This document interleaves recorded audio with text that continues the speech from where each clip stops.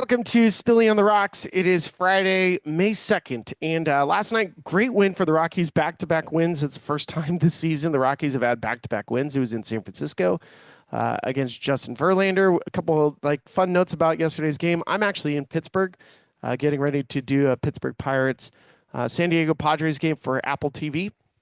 You can always watch that too. Um, and so yesterday we saw Kyle Freeland take the mound. He is now the Rockies' all-time record holder for most career starts by a starting pitcher.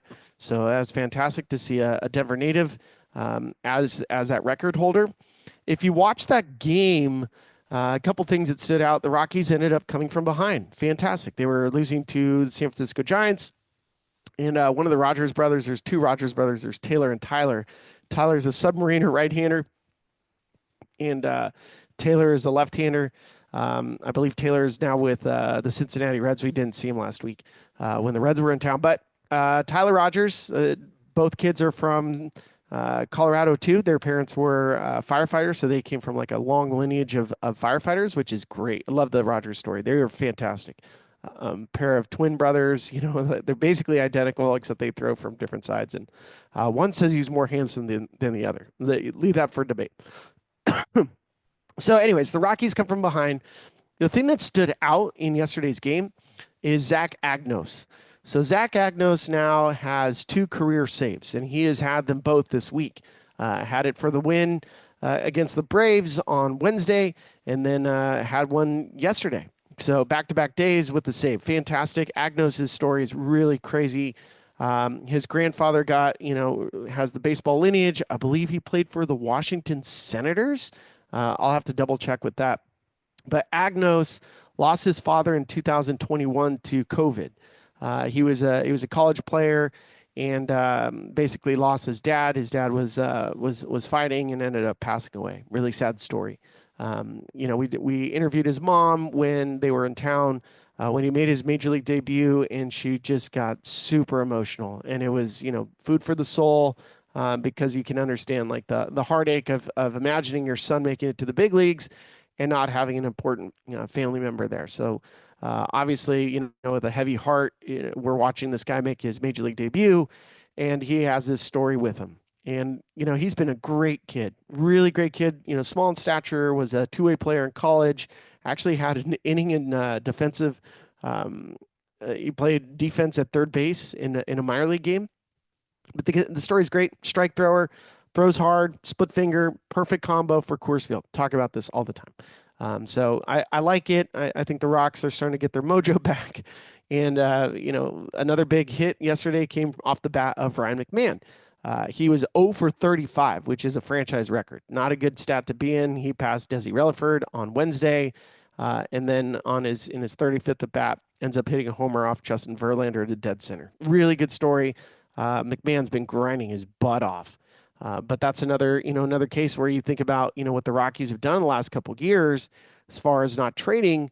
Was Ryan McMahon's value the highest a season ago when he was an all-star? Yeah. Should they have moved on from him? Maybe, especially if you would have seen the possible packages you could have had for Ryan McMahon. I still think there's a market for McMahon. There's a couple teams out there looking for a third baseman. You have Toronto. You have Seattle. You have a couple, teams out there. Even third base with the Yankees is a possible fit. The Dodgers are looking for a third baseman since Max Muncy just hasn't been good. Defensively, Ryan McMahon's an upgrade over virtually anybody in the sport because I love watching him play. But again, like so many things that are popping up right now with this Rockies team because of the start that they're on to is, questioning, well, how did we get here? How did this team get to this spot? One thing, especially now that I'm doing this Pirates game, the Pirates fans right now are infuriated with the ownership. Bob Nutting and the Pirates are just at a crossroads. Like we're gonna hear tonight during the game a sell the team chant, and whether that's warranted or not, I'm not an everyday Pirates fan, so I can't like actually specifically speak to it, whether I believe it or not. But I will point out that in the last 15 years that they've had teams, they have not spent much money. Their biggest free agent sign was about 15 years ago for Francisco Liriano. That I mean, like they have been unable to bring people in or spend money. And, as a byproduct, they have a generational pitcher in Paul Skeens. They have some young talent that is pretty exciting. They're also kind of banged up, so it's a little unfair to look at the record and go like, oh, it's the reason why you're here is because you don't spend money. But it's certainly a narrative that is there. They have multiple players that are coming back from injury, and when they do get them back, they're a better team. Regardless, the Pirates have this narrative of ownership just holding and hamstringing it.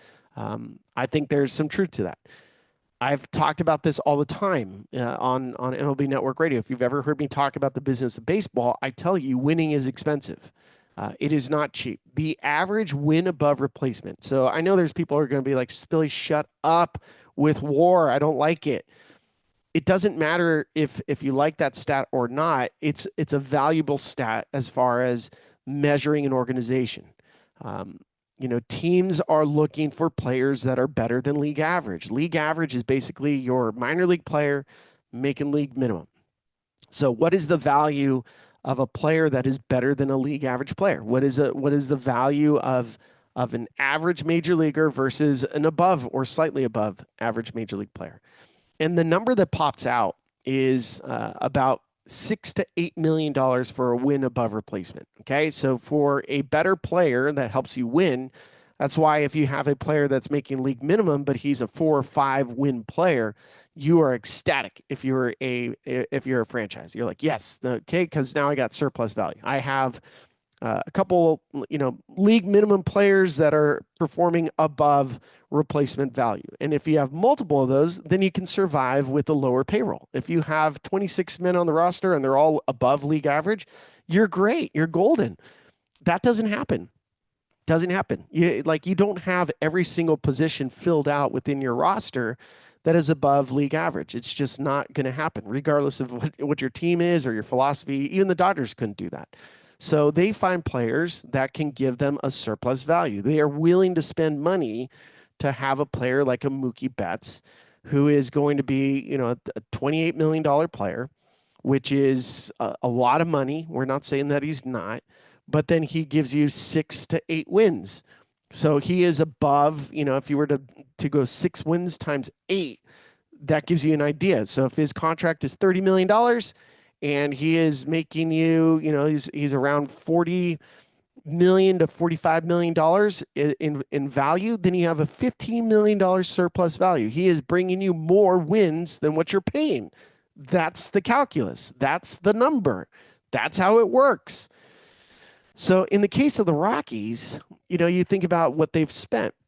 Have they spent money? Yes. Are they, bottom payroll in baseball? No, they're not. Are they getting the most bang for their buck? That is the question. And the answer right now is no. They are not getting the most bang for their buck for an Antonio Senzatella. They're getting nothing, no bang for their buck in the case of Chris Bryant.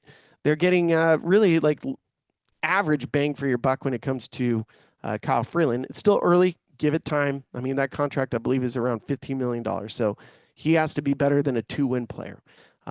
You start going through the lines. Ryan McMahon off to a horrendous start, but over time, you'll get surplus value with Ryan McMahon. You're certainly getting value right now with Brenton Doyle. You're getting value with Ezekiel Tovar, but then the rest of it, like when you think about the bullpen and Tyler Kinley or Scott Alexander, like you're getting more value from your younger players. So those guys become a possible trade chip if a team is willing to take on that money.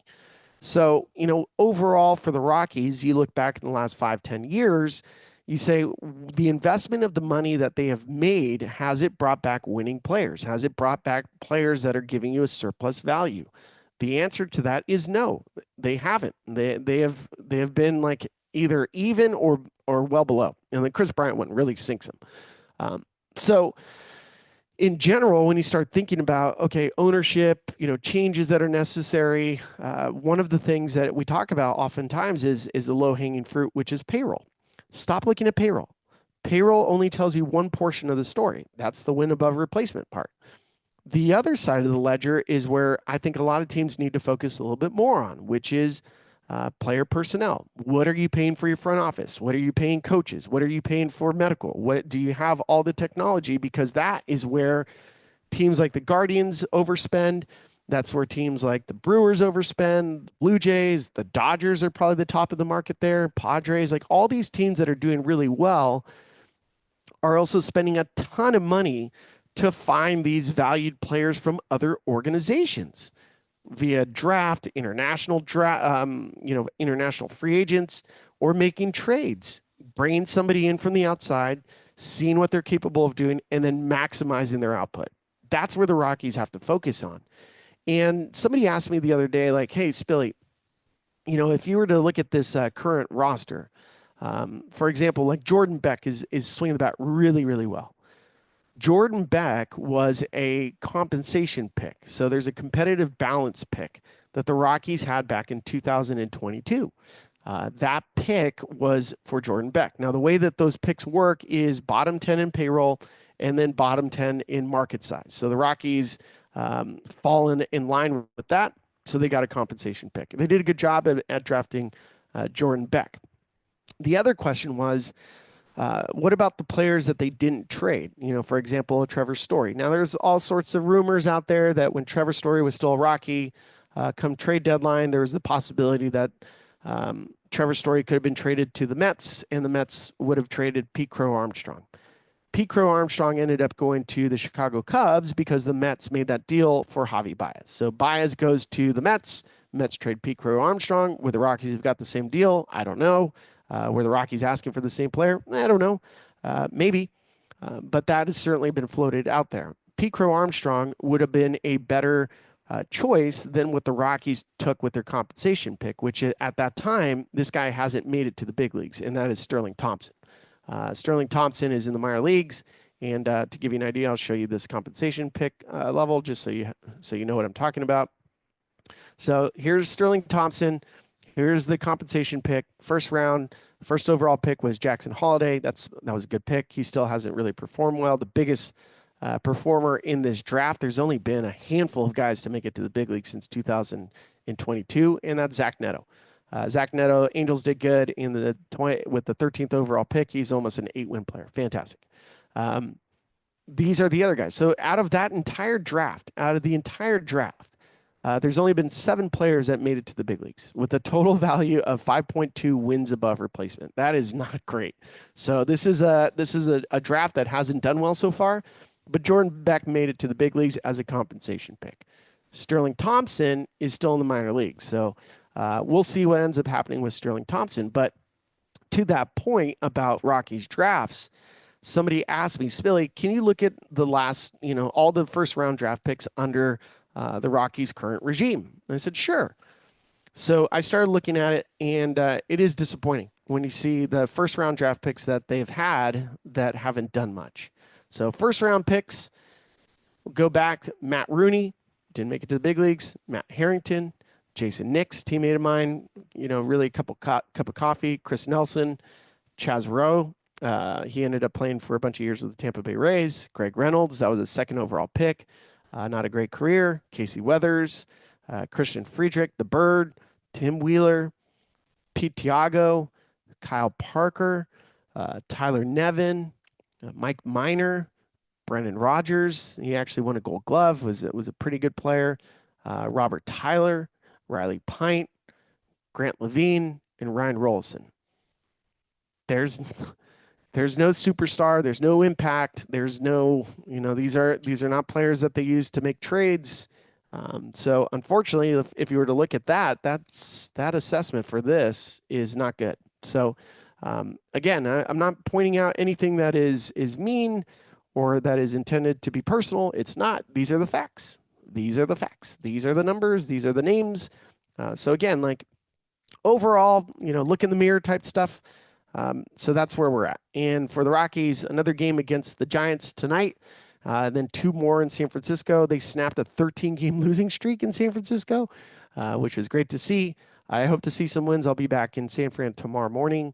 And then you have a day off on Monday. Then the Tigers come rolling into town, the best team in the American League, in my opinion. Better than the Yankees because they play a much better brand of baseball that I enjoy watching. So you can always tweet me at SpillyGoat19 and follow the guys at Mile High Sports.